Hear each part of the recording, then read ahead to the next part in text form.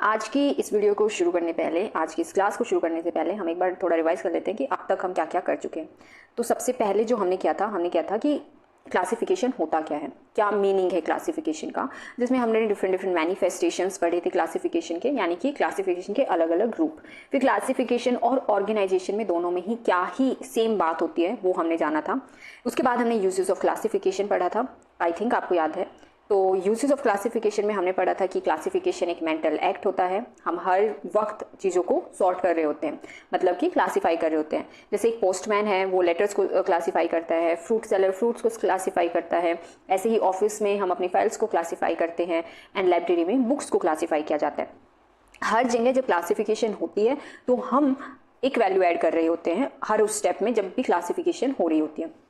तो value add करने से होता क्या है, वैल्यू ऐड करने से लाइफ ईजी होती है, सिंपल। तो फिर हमने पढ़ा था कि प्रोसेस क्या होते हैं क्लासिफिकेशन के। तो प्रोसेस ऑफ क्लासिफिकेशन की अगर हम बात करें तो उसमें हमने जाना था कि एक सिस्टमैटिक और पर्पसफुल वे होता है थिंकिंग का, जिसमें J.S. मिल नाम के जो हमारे एक फिलोसोफर थे, उन्होंने कहा था कि क्लासिफिकेशन जो है वो हेल्प करता है मेमोरी और रीजनिंग में। ठीक है, J.S. मिल्स ने कहा था कि क्लासिफिकेशन हेल्प करता है हमारी मेमोरी और रीजनिंग की पावर को एक अच्छी तरह से वर्क करने में। इसके बाद हमने कुछ कैरेक्टरिस्टिक्स पढ़े, इसके बाद हमने जाना कि कैरेक्टरिस्टिक के बेसिस पर हम ग्रुप्स बनाते हैं। जैसे हम किसी कैरेक्टरिस्टिक को ले लिया हमने जेंडर के बेसिस पर, या फिर हमने किसी सब्जेक्ट के बेसिस पर, या क्लास के बेसिस पर, या लेवल ऑफ एजुकेशन के बेसिस पर अगर हम कोई ग्रुप बना रहे हैं तो वो कैरेक्टरिस्टिक हमारा क्या हुआ, वो कैरेक्टरिस्टिक उस ग्रुप में कॉमन होगा। इसी बेसिस पर हमने ये बना रहे होते हैं, ग्रुप बना रहे होते हैं, क्लासिफिकेशन कर रहे होते हैं। इसमें हमने एक और इम्पॉर्टेंट बात पढ़ी थी, और वो इम्पॉर्टेंट बात थी कि जो हमारे S.R. रंगानाथन जी हैं, तो S.R. रंगानाथन जी ने अपनी बुक प्रोलीगोमेनो टू लाइब्रेरी क्लासिफिकेशन में एक स्टेटमेंट दी थी कि अगर क्लासिफिकेशन जो होता है वो क्या करता है, आपका sharpness in thinking, clarity in expression और एग्जैक्टनेस इन कम्युनिकेशन आपको लेकर आता है। ठीक है, और ये सब डिपेंड करता है किस पे, क्लासिफिकेशन पे। जितनी अच्छी क्लासिफिकेशन होगी उतनी शार्पनेस आएगी थिंकिंग में, उतनी क्लैरिटी आएगी आपके एक्सप्रेशंस में, और उतनी एग्जैक्टनेस आएगी आपकी कम्युनिकेशन में। तो ये बहुत इंपॉर्टेंट पॉइंट है, बिकॉज ये बहुत सारे प्रीवियस ईयर एग्जाम्स में पूछी गई है ये स्टेटमेंट कि किन्होंने बोली थी। इसमें फिर हमने जीनस स्पीसीज रिलेशन पढ़ा, जिसमें हमने बताया कि जो जीनस है और डिफरेंस है उससे क्या बनता है, स्पीसीज बनता है। मतलब कि देखिए, जीनस जो हो गया हमारा, वो हो गई आपका पूरा जो ग्रुप हो गया, और जो डिफरेंस है वो हो गया आप उस जिस कैरेक्टरिस्टिक के बेसिस पर आप ग्रुप बना रहे हैं। तो जब भी आप दोनों को जोड़ देते हैं तो आपको बहुत सारे स्पीसीज मिलते हैं। जैसे अगर मान लो एक टेबल, हमने एक ग्रुप ले लिया टेबल्स का, नहीं एक क्लास ले ली पूरा, ठीक है, उसमें मटेरियल के बेसिस में मैं उनको डिवाइड कर रही हूँ। तो जब मैं मटेरियल के बेसिस पर डिवाइड कर रही हूँ तो ये कैरेक्टरिस्टिक हो गया। उसके बाद हमें बहुत सारे अलग अलग तरह के टेबल्स की बात मिल जाते हैं रिजल्ट में। तो ये हमारे क्या हो जाते हैं, स्पेसिस हो जाते हैं। इसके बाद हमने समझा था कि जो मॉडर्न मैथड होता है ना, मॉडर्न मैथड में ये हमने पूरा इसको अच्छे से समझा था कि हमने किस तरह से ये काम करता है। फिर हमने बताया था कि जो मॉडर्न मैथड है क्लासिफिकेशन के, हम उसमें ब्रॉडर से नैरोअर की तरफ जाते हैं। ठीक है, जैसे लैंग्वेज हो गई, फॉर्म हो गई, स्पीसीज हो गई, पीरियड हो गया, एनीथिंग। लेकिन हमारा मेन जो पर्पस होता है मॉडर्न मेथड्स में वो होता है ब्रॉडर से नैरोअर क्लासेस की तरफ जाना। तो ये हम पढ़ चुके हैं लास्ट की कुछ वीडियोज़ में। अगर आपने नहीं पढ़ा है या समझा है तो ये जो वीडियो आप देख लीजिएगा, उसके बाद आप उन वीडियोज़ को देख सकते हैं। अब उसी फ्लो को आगे बढ़ाते हैं और समझते हैं क्लासिफिकेशन की नेचर कैसी होती है। ठीक है, आज की इस वीडियो में हम नॉलेज को क्लासिफाई कैसे करते हैं ये सब पढ़ेंगे। अब आपको क्या लगता है कि जो क्लासिफिकेशन होता है क्या वो एक परमानेंट चीज़ है? सोचिए, अगर आज मैं आपको ग्रुप ए में डाल दूं तो क्या आप हमेशा ग्रुप ए में ही रहेगी? नहीं ना, बिल्कुल भी नहीं। आपका आंसर रहेगा नो। अगर आज आप ग्रुप ए में हैं तो आप हमेशा ग्रुप ए में नहीं रहोगे। इन द सेम मैनर बहुत सारी चीज़ें हैं जो अगर ग्रुपिंग हो भी जाए, क्लासिफिकेशन हो भी जाए, तो इसका ऐसा कोई भी फिक्स मतलब नहीं है कि वो वहीं पर रहेगा हमेशा के लिए, राइट? तो आज का जो टॉपिक है जो हम समझेंगे और जो हमें समझाएगा जो ये टॉपिक, वो यही समझाएगा हमें कि आखिर क्लासिफिकेशन का नेचर होता कैसे है। तो स्वागत है आप सभी का library science by Tejashwi YouTube channel पर। अभी तक हम कुछ बातें कर चुके हैं, कुछ रिवीजन हो चुकी है। अब एक छोटी सी बात, अगर आपने हमारी पहले की वीडियोस देखी हैं या आप आज हमारी चैनल पर फर्स्ट टाइम आए हैं, तो मैं थोड़ा सा अपने चैनल के बारे में बता दूं। ये चैनल है लाइब्रेरी साइंस बाय तेजस्वी, जिसका पहले नाम था इन्फॉर्मेशन साइंटिस्ट बाय तेजस्वी, अब नाम चेंज हो गया। And the second thing is कि इसमें आपको पूरा जो टॉपिक्स होते हैं उनको एक डिटेल में समझाया जाता है। अब आपको पता ही होगा, अगर आपने EMRS की न्यू नोटिफिकेशन देखा है और जाना है, तो कि EMRS अब सब्जेक्टिव हो चुका है। ऐसे ही बहुत सारे चांसेस हैं कि KVS भी आपका सब्जेक्टिव हो सकता है। पक्की बात नहीं है, लेकिन हो सकता है। तो अपने आप को तैयार, आपको सब्जेक्टिव पेपर के लिए तब हो सकते हो आप, जब आपको किसी टॉपिक के बारे में कुछ पता होगा। जब आपको पता होगा तो आप उसके बारे में लिख सकते हैं। तो ये जो चैनल है, इसका बस यही काम है कि आपको हर टॉपिक के बारे में एक डिटेल इन्फॉर्मेशन आपको मिले, ताकि आपकी जो नॉलेज है वो इन्हांस हो। अगर आप ऑब्जेक्टिव पेपर को ही देखेंगे तो ऑब्जेक्टिव पेपर का भी पैटर्न आजकल बहुत चीज़ें चेंज हो गई हैं। अब डायरेक्ट एक क्वेश्चन ही पूछा जाता, उस क्वेश्चन में भी आपसे 4 ऑप्शन देके फिर 4 ऑप्शन देते हैं, और उसमें आपको वो जो उस टाइप के जो क्वेश्चंस देते हैं ना, उस टाइप के क्वेश्चंस आप तब कर पाते हो जब आपकी एक टॉपिक के बारे में अच्छी खासी नॉलेज होती है। आप एलिमिनेशन मेथड भी यूज़ करोगे तो एलिमिनेशन भी आप किसी ना किसी बेस पर भी तो करोगे ना, कि आपको कुछ ना कुछ नॉलेज होगी। तो वो सब चीज़ों की हम कोशिश करते हैं कि हर टॉपिक को एक अच्छी डिटेलिंग में आपको समझाया जा सके। तो आप इस वीडियो को पूरा देखिए। अगर आपको लगे कि हाँ, हम आपकी जो तैयारी है उसमें कुछ वैल्यू ऐड कर रहे हैं, तो चैनल को सब्सक्राइब कर लीजिए, लाइब्रेरी साइंस बाय तेजस्वी, ठीक है। और अगर आपने पहले भी हमारी वीडियोस नहीं देखी है पहले की, और आपको ये अच्छी लगे, तो एक बार वो वीडियोस भी जाके ज़रूर देखिएगा, ठीक है।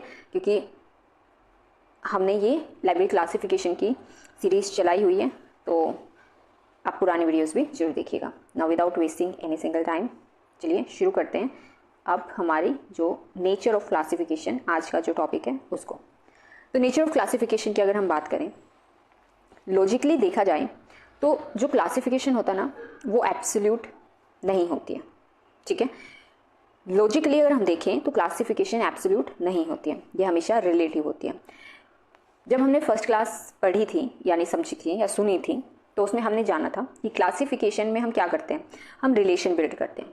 2 चीज़ों में एक रिलेशन देखते हैं कि अच्छा ये और ये सेम रिलेशन में है या नहीं है, अगर हैं तो उनका एक ग्रुप बनता है। तो यहाँ से मैं बोल सकती हूँ कि क्लासिफिकेशन की जो नेचर होता है वो रिलेटिव होता है, ना कि एब्सोल्यूट।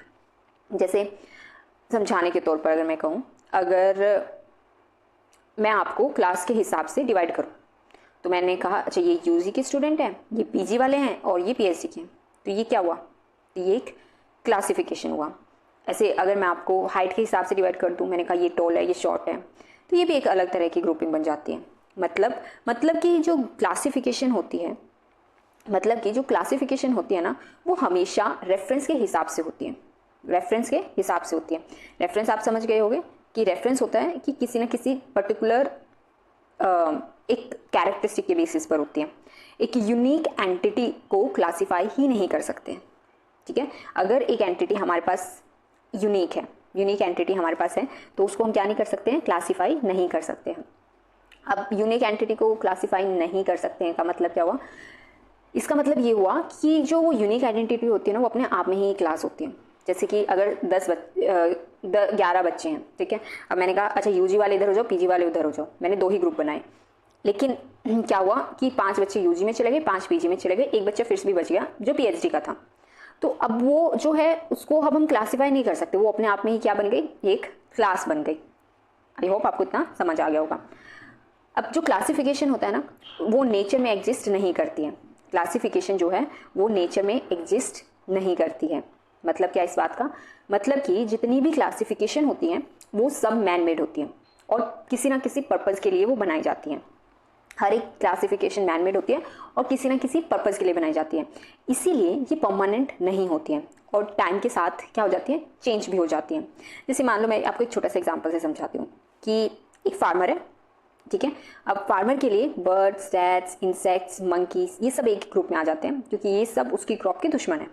लेकिन जब ये पूरा एक ग्रुप बना दिया उन्होंने, ठीक है, लेकिन साइंटिस्ट को इस बात पे हंसी आ सकते हैं कि ये सब एक जैसे कैसे हो सकते हैं। उसके लिए वो सब चीज़ें अलग अलग क्लासेस की हैं, लेकिन क्या उनमें से कोई एक गलत है? नहीं, दोनों अपने अपने पर्पज़ के लिए बिल्कुल सही हैं। साइंटिस्ट को उन पर स्टडी करनी है, जबकि फार्मर को बस ये देखना है कि उसकी क्रॉप के लिए कौन सी चीज़ बेनिफिशियल है और कौन सी बेनिफिशियल नहीं है।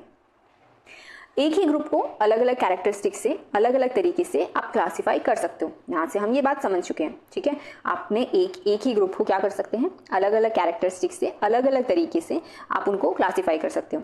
एग्जाम्पल के तौर पर एक चाइल्ड के लिए बर्ड, बैट, ठीक है, एक चाइल्ड के लिए या एक लेमैन के लिए बर्ड्स, बटरफ्लाइज, बैट्स, ये सब क्या हो सकती है, एक ही क्लास में बिलोंग कर सकते हैं कि ये सब उड़ सकती हैं, ठीक है। क्योंकि उनको लगता है ना कि ये सब उड़ने वाली हैं, तो ये उड़ने वाली चीज़ें हैं, तो चिड़िया, बटरफ्लाई, बैट सब एक जैसे होंगे। जबकि साइंटिस्ट के लिए ये तीनों की तीनों अलग अलग क्लासेस से बिलोंग करती हैं, या कह सकते हैं इनकी अलग अलग अपनी एक क्लास होती है। तो यहाँ से हमने क्या समझा, यहाँ से हमने समझा कि जो पर्पज़ होता है ना, वो डिसाइड करता है कि क्लासिफिकेशन कैसे होगी। और यही रीज़न है कि अलग अलग सोसाइटीज़ और अलग अलग टाइम पीरियड में अलग अलग क्लासिफिकेशन बनी, ठीक है। हमने देखा है ना कि एरिस्टोटल की अपनी क्लासिफिकेशन स्कीम थी, और देन फ्रांसिस बेकन ने अपनी क्लासिफिकेशन स्कीम दी। तो ये अलग अलग टाइम पे अलग अलग क्यों बनी, क्योंकि एक आपने कहावत सुनी होगी कि जो समाज होता है वो एक आईना होता है, एंड दैट शोज कि मिरर रिफ्लेक्ट करता है टाइम, प्लेस, सोसाइटी, ठीक है। तो जो क्लासिफिकेशन स्कीम हमें मिली वो कोई भी न्यूट्रल नहीं थी, सब के सब किसी पर्टिकुलर टाइम, किसी पर्टिकुलर जगह और किसी पर्टिकुलर सोसाइटी से इन्फ्लुएंस्ड होकर बनाई गई, उनके पर्पज़ के हिसाब से बनाई गई, ठीक है। तो क्लासिफिकेशन मिरर होती है जो अपने टाइम और सोसाइटी को रिफ्लेक्ट करती है। जैसे वैदिक क्लासिफिकेशन की अगर मैं बात करूं, तो जो वैदिक क्लासिफिकेशन होती है ना, जैसे कि वैदिक क्लासिफिकेशन में अगर आपको नहीं पता तो धर्म, अर्थ, काम, मोक्ष, इस तरह के को मैप किया गया था, नॉलेज को इस तरह से मैप किया गया था। जबकि एरिस्टोटल ने जो क्लासिफिकेशन दी थी वो उससे वैदिक क्लासिफिकेशन से काफ़ी डिफरेंट थी। एरिस्टोटल ने क्लासिफिकेशन को थियोरेटिकल, प्रैक्टिकल, प्रोडक्टिव, इन 3 चीज़ों में डिवाइड किया था। और अगर फ्रांसिस बेकन की बात की जाए तो फ्रांसिस बेकन इन दोनों से ही अलग थे, उन्होंने अपने टाइम के हिसाब से एक अलग ही क्लासिफिकेशन दिया था। तो कोई भी 2 क्लासिफिकेशन एक जैसी नहीं हो सकती। अब उस क्यों नहीं हो सकती वो आप समझ चुके होंगे, क्योंकि सोसाइटी, कल्चर और उसका पर्पस ये सब अलग अलग होते हैं। और जब सोसाइटी अलग है, कल्चर अलग है, तो और पर्पस अलग है, तो कोई भी 2 क्लासिफिकेशन स्कीम एक जैसी कैसे हो सकती है। आपको समझ आ गया होगा कि अगर कोई आपसे पूछे कि बताओ कॉलन क्लासिफिकेशन और डीडीसी एक जैसी क्यों नहीं है, क्योंकि ना तो टाइम एक जैसा है उन दोनों में, कोई दूसरी बात सोसाइटी अलग है, हमारी नॉलेज एक बहुत वाइड नॉलेज है। अगर इंडियन नॉलेज की या इंडियन कॉन्टिनेंट के नॉलेज की बात की जाए तो वो बहुत वाइड है, इतना इंग्लिश नॉलेज नहीं था। और अगर दूसरी बात कल्चर की बात की जाए तो हमारा कल्चर और उनके कल्चर में बहुत फ़र्क है। तो अगर हम अपनी क्लासिफिकेशन स्कीम बनाएंगे तो उसमें बहुत सारी अलग अलग तरीके से और बहुत सारी चीज़ों को ध्यान में रखकर बनाना पड़ेगा। जबकि एक इंग्लिश पर्सन ने या फिर एक अमेरिकन पर्सन ने जब एक क्लासिफिकेशन स्कीम बनाई तो उसके पास नॉलेज बहुत लिमिटेड लेवल में थी, और जब वो नॉलेज लिमिटेड में थी तो उसके लिए बहुत एक अलग उन्होंने मेथड का यूज़ किया क्लासिफिकेशन स्कीम बनाने के लिए। तो दोनों ही अपने अपने लेवल पे, अपने अपने पोजीशन पे बिल्कुल सही हम बोल सकते हैं कि क्लासिफिकेशन स्कीम्स हैं। ओके, यहाँ तक आई थिंक आपको समझ आ गई होगी बात। अब हम आगे बढ़ते हैं। आप जब भी अपना कबर्ड अरेंज करते हो या फिर अपने फ़ोन में ऐप्स के फोल्डर्स में, मतलब ऐप्स को जो है फोल्डर्स में डालते हो, कोई भी आपका फोल्डर बनाया आपने और उसमें आप डिफरेंट ऐप को डाल रहे हो, आप एक टूल यूज़ कर रहे होते हो। आपको पता है वो कौन सा टूल है? वो टूल होता है क्लासिफिकेशन टूल, ठीक है। एरिस्टोटल के अकॉर्डिंग, एरिस्टोटल ने की अगर हम बात करें तो एरिस्टोटल के अकॉर्डिंग क्लासिफिकेशन एक थियोरेटिकल, प्रैक्टिकल और प्रोडक्टिव, अभी मैंने बताया था ये हमारी क्या है। एरिस्टोटल ने कहा कि जो क्लासिफिकेशन होती है ना वो थियोरेटिकल, प्रैक्टिकल और प्रोडक्टिव साइंस होती है। मतलब कि ये सिर्फ सोचने की चीज़ है ही नहीं, ये हमेशा किसी प्रैक्टिकल पर्पस के लिए ही होती है। आप क्लासिफिकेशन को सिर्फ थियोरेटिकल वे में नहीं काम कर सकते। क्लासिफिकेशन डिज़ाइन ही इसलिए की जाती है क्योंकि वो प्रैक्टिकली की जा सके, ठीक है। अब देखो मैनेजमेंट होता है, आपने देखा होगा ना मैनेजमेंट, तो organisation for better control. Management का मतलब क्या होता है? Organisation for better control.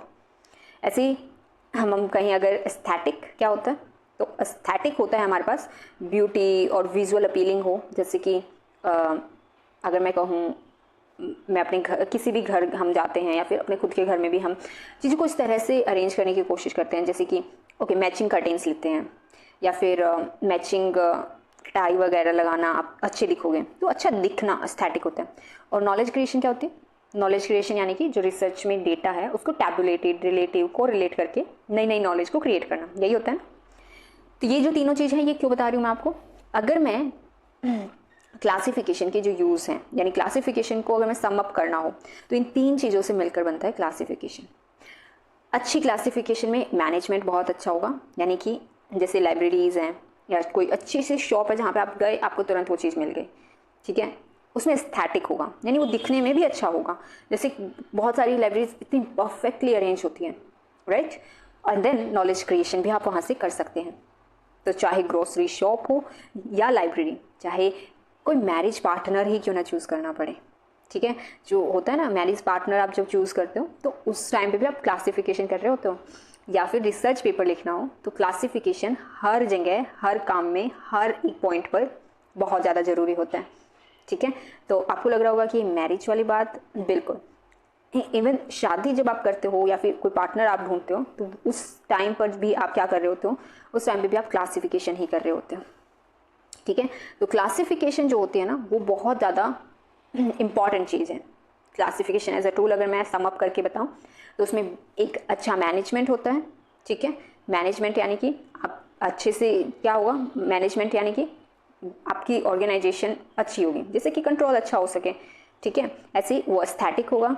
Aesthetic का मतलब मैंने बताया कि ब्यूटी, साइंस ऑफ ब्यूटी, यानी मैचिंग कर्टेन्स होंगे रूम से मिलते हुए, टाई जो है एक इंसान अच्छी मैचिंग टाई, या फिर लड़कियां जो मैचिंग ईयर रिंग, मैचिंग चूड़ियाँ और हर चीज़ जो चीज़ें करते हैं दिखने में अच्छा लगता है ना, इसलिए तो करते हैं। तो इन द सेम मैनर अच्छी क्लासिफिकेशन एस्थेटिक लुक देती है। एंड नेक्स्ट वन इज आपकी जो नॉलेज क्रिएशन होती है वो बहुत अच्छी होती है, यानी जब आप रिसर्च करते हो तो क्लासिफिकेशन आपकी बहुत हेल्प करती है। जितनी अच्छी क्लासिफिकेशन होगी उतने अच्छे से आपको नई नई नॉलेज क्रिएट करने का मौका मिलता है। तो इन द सेम मैनर आप कुछ भी कर रहे हैं लाइफ में, आप कुछ किसी और को भी देख रहे हैं, तब भी हर जगह क्लासिफिकेशन ही हो रहा होता है। एंड अगेन एक लाइफ पार्टनर जब आप मैरिज के लिए ढूंढ रहे हो तो उसमें भी सीरीज ऑफ क्लासिफिकेशन का रोल होता है। तो क्लासिफिकेशन हर जगह होती है, इवन एवरी सिंगल सेकेंड आप अपनी लाइफ में क्लासिफिकेशन कर रहे होते हो।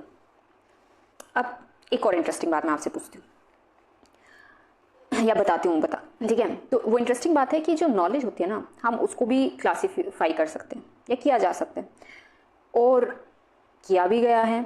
अगर आप पूरी हिस्ट्री को देखेंगे तो उसमें और क्या हुआ है, नॉलेज को भी तो क्लासीफाई किया गया है ना। मतलब कि देखो, ये साइंस है, ये आर्ट है, ये लिटरेचर है, ये आपका फिलॉसफी है, ये सब क्या है? ये आपका नॉलेज को ही क्लासीफाई करने वाला प्रोसेस होता है। जब हम एंटायर ह्यूमन नॉलेज को कैटेगरीज में अरेंज करते हैं ना, इसी को कहते हैं नॉलेज क्लासिफिकेशन, ठीक है। नॉलेज क्लासिफिकेशन क्या बोला मैंने? जब हम पूरी ह्यूमन नॉलेज को कैटेगरीज में अरेंज कर दें तो वो हमारा क्या कहलाता है? Knowledge classification. जैसे कि अगर हम बात करें हिंदू वेद की, तो जो हिंदू वेद हैं हमारे पास, एक सेकेंड, जो हिंदू वेद हैं हमारे पास, उनको भी तो हमने क्या किया है? डिवाइड किया है ना। हिंदू वेद मतलब हमारी नॉलेज, और हमारी नॉलेज को हमने कितने भागों में बांट दिया? 4, धर्म अर्थ काम मोक्ष। फिर एरिस्टोटल आए 3rd सेंचुरी BC में, उन्होंने अपने अकॉर्डिंग नॉलेज को फिर से उन्होंने अपने हिसाब से 3 हिस्सों में बांट दिया। ये थियोरटिकल है लेकिन प्रैक्टिकल और प्रोडक्टिव भी है। उसके बाद जब अगर हम अलग अलग टाइम पे अलग अलग लोगों ने बांटा, तो अभी हम बात करें तो ये 10 कैटेगरीज में बढ़ चुके हैं, जिसको हम DDC में भी देखते हैं, ठीक है। तो जो फ्रांसिस बेकन थे, अब उन्होंने भी अपने मतलब कंप्लीटली एक नया ही मैप बना दिया था नॉलेज को अकॉर्डिंग टू हिज टाइम, ठीक है। तो उसके टाइम के अकॉर्डिंग एक अलग तरह का ही काम बन गया था। अब आप सोच रहे होंगे कि नॉलेज को क्लासीफाई करना ही क्यों है? देखो, नॉलेज को क्लासीफाई करना जरूरी है। क्यों जरूरी है? ताकि हम उसको सिंप्लीफाई कर सकें, ठीक है। अब जब वो सिंपल हो जाएगी ना तो हम उसको समझ सकते हैं, नई नई आइडियाज़ हम इंटीग्रेट कर सकते हैं। एक नई डिस्कवरी तभी हो सकती है जब जो नॉलेज बनाया गया है या फिर नया नॉलेज हम बना सकें, जब वो एग्जिस्टिंग नॉलेज जो है ना हमारे पास, उसके साथ हमारा जो नया नॉलेज है उसको रिलेट कर सकें। तो आपकी जो नॉलेज है उसको क्लासीफाई करना बहुत ज़्यादा ज़रूरी हो जाता है, ठीक है।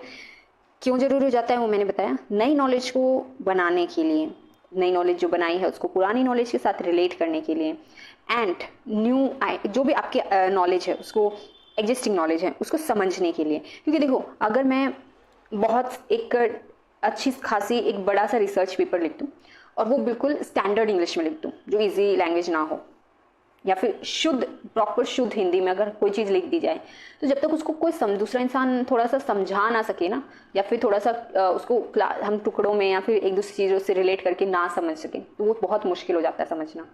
तो नॉलेज को क्लासिफिकेशन करना बहुत ज़रूरी है, इसलिए कहा गया है ऑल नॉलेज इज क्लासिफिकेशन। ठीक है, जितनी भी नॉलेज होती है वो क्या होती है, क्लासिफिकेशन।